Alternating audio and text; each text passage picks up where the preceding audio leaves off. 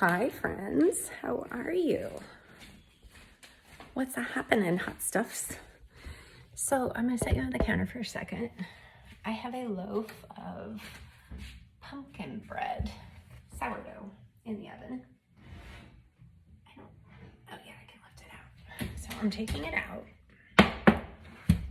It went off probably 10 minutes ago, but it didn't seem, it is pretty crispy, y'all. I just gotta make sure the internal temperature is over 200, and it is. But I wanna tell you about this loaf because my sister sent me this recipe. She wanted me to try it. I'm gonna go get a rack and I'll pop it out of the pan right in front of you here. Hang on a second. So she sent me this recipe and I was like, oh, I gotta try that. But listen, don't be like me. Do better. Do better than me. Because this recipe, just because it has pumpkin in it, does not make pumpkin to me, in my opinion. IMO. Yeah, IMO. So this was a buttered pan. Let's see if it comes out. Oh, it's stuck. Oh, look at that. All right, it might look delicious, but I have concerns, and I'm about to get there. I'm about to get there. That's the first time I used that big Pullman pan. I just got that on Amazon a couple weeks ago. So I'm going to attempt to flip this over so you can see the top, but it's going to be hot. So hot. Oh, and dense. It's so heavy. Oh, yeah, that's hot. So look at it. It smells delightful. But look at the top. See how rustic it is? How weird it is? But you can see on the side, there's cinnamon, sugar, a lot of goodness to this. But I have concerns about like the density because it didn't get a good rise. It should be much taller. That Pullman pan is very tall. But listen, hear out my whole story. So my sister sent me this recipe. And like I said, don't do like me. Don't just jump in. Watch the whole video before you do anything. Because I love sourdough. I've become a sourdough addict. And I thought, oh, I'm just going to try it because it's sourdough pumpkin. But I didn't. I started throwing all my ingredients in my bowl. Then I watched the video and realized she added too much water. Because at the end of her video, she said, oh, I should have cut down the water. Well, okay, by how much? Because if you don't know sourdough baking, everything is measured in grams and it's very precise. Everything is very precise. So if you're gonna edit it at the end, at least give the measurements that you would do it over. I mean, I would prefer that you did it at the beginning, not at the end, but that's because I'm a person who jumps in and doesn't pay attention. I FA and then I FO, right? So I'm going to continue to talk to you about the bread while I show you the bathroom. Because if you've been here with me, you know that our bathroom has been under a small remodel. And it's going to be ugly. Ready? 1, 2, 3, go. Yeah. So first of all, can we talk about the cows in the bathtub? How cute are those? I did just get those pictures. But these shelves, and pay no mind that that's not level. That's me. That's my fault. But I got super frustrated, so. Sorry about that interruption. I had an interruption. I was showing you my bathroom, and then I got totally distracted. So I got to finish telling you about the bread.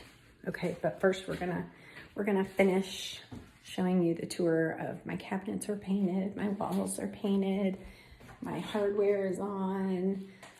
Oh, I'm a happy girl. And these are recycled. These were white and I painted them black, and I did buy those cutest things ever. Cows in a bathtub, why wouldn't you? But I gotta keep talking about the bread recipe that I modified. I had to modify it, y'all. First of all, it was shared as a pumpkin sourdough recipe. And when I think of pumpkin, I think of pumpkin pie spice with some sweetness. And this recipe was literally just sourdough loaf recipe with added pumpkin puree. So I took that recipe and I made it my version of a recipe. So at the end of the recipe, the gal that posted it said I would have added less water. Okay, I'm gonna need more details, because if you're into sourdough, you know that it's very specific and everything's measured in grams, and you're gonna have to tell me how many less grams of water do I need to add, more grams of flour. Well, here's what I figured out during making this bread, during the process of making this bread, is yes and yes. So the fact that you're adding pumpkin puree, you're adding more moisture to the loaf. So the next time I make it, I will cut down probably from 100 grams of water to 70 grams of water, and maybe even 60 grams of water. We'll see. And I'm gonna add at least a half a cup, maybe more, of additional flour, because the pumpkin puree added so much more moisture to the loaf that the water flour ratio really needed to be edited quite a bit. So you can't just add less water, you also need to increase the flour. So when I was making it, I did add an additional half cup of flour. It was still too sticky, but I didn't want to go too far with the flour. I was like, we're just gonna wait and see what this does. So I couldn't do stretch and pulls. I couldn't knead it by hand. Not only do I hate doing that, but it was way too sticky because it was too wet. So it fermented fine. I used my mixer with my bread dough hook, and I kneaded it for 7 minutes, gave it a 30-minute rest, kneaded it for 4 more minutes, gave it a 30-minute rest, and kneaded it another 4 minutes, and then started my bulk fermentation. So I fermented it on the counter for probably maybe 4 hours last night. And then I put it in the fridge overnight. And then I pulled it out early this morning and fermented it on the counter for at least 2 more hours, maybe 3. Might have even been more than 3. I'm gonna go with 3. And then I'm like, okay, my mixing bowl, because I fermented it right in the mixing bowl here. It was almost full. I had that much activity, thanks to my starter, which, see all those bubbles? Very, very active starter. And that was fed last night. So, but, so when I took it out of the mixer bowl, I put it on a floured surface, my counter right here, and it was so sticky. I didn't want to flour the top because I wanted it to stick to itself when I was rolling it up, but it was so sticky. There was no other way other than to add a little bit of flour to the tops, just because otherwise I was sticking, it was a mess. So I think that's what happened here, was there was too much flour on the surface. But I had to, and I patted it out. I didn't use a rolling pin because it was entirely too sticky. I patted it out into a rectangle on my counter. And then I melted, and I didn't measure, y'all. I melted butter, a stick of butter, and I added brown sugar, cinnamon, and pumpkin pie spice. And then I realized I probably shouldn't have melted the butter completely. So I put it in the freezer and let it set up a little bit, not completely.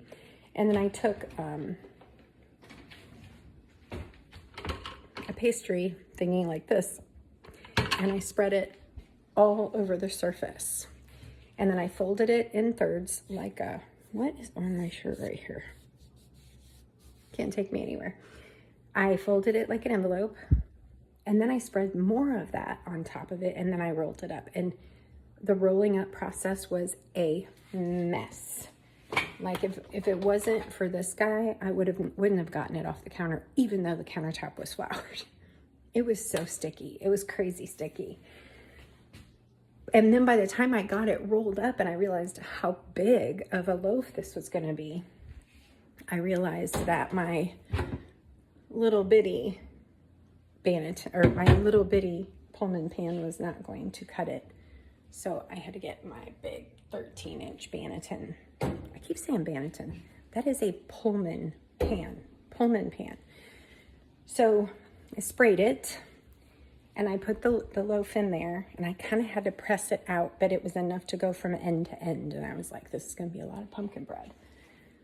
So, and then I covered it and I turned my stove on to 175 because it was kind of cool in my house this morning. And I let it rise for probably at least 2 more hours on the counter. And it did get to the top of the pan. And then I set my oven to 350. Once it hit 350, then I put that in there and baked it for 30 minutes.